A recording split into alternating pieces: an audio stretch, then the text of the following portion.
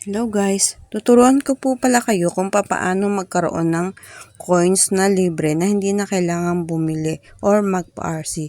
Kaya ito, sundan nyo lang po itong video na to. Ayan guys, buksan si Popo at dyan pala, nakaupo na ako sa panel na yan. Dyan po may makikita ka dyang treasure chest sa taas. Yan po pala guys, may oras po yan. 4 minutes, ganun. Pag nag-0-0 na siya, dun, i-click nyo po yung treasure chest na yan.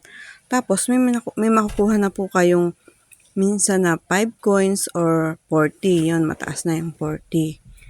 Ayan, nag-0-0 na siya. I-click nyo lang po yan. Ayan, may makukuha na kayong coins.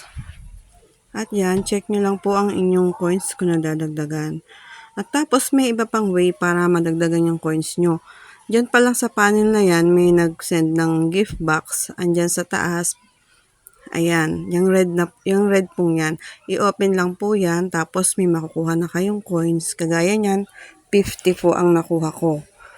Ano po yan? Minsan sa ibang panel walang ganyan.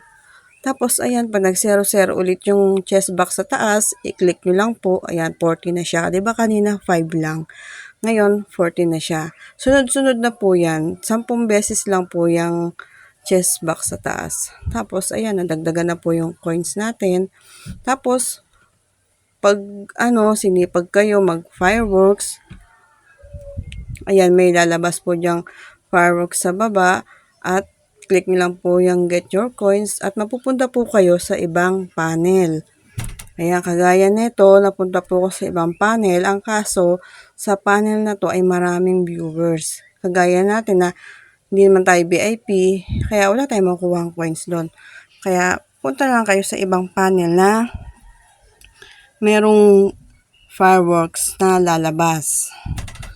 Ayan, kagaya nito, intay ulit ako dyan kung may fireworks na lalabas. Ayan, meron na namang lumabas na fireworks. I-click lang po yan, tapos mapupunta ulit sa ibang panel. At dyan po pala, sortihan lang na merong kakaunti lang ang viewers, kagaya niyan, oh.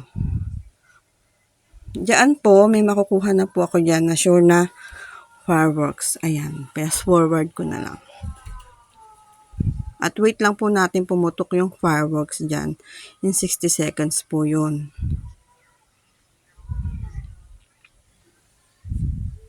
At ayan na po. May nakuha po akong 49 na coins. Pumutok na po yung fireworks. Ayun, ganun lang guys.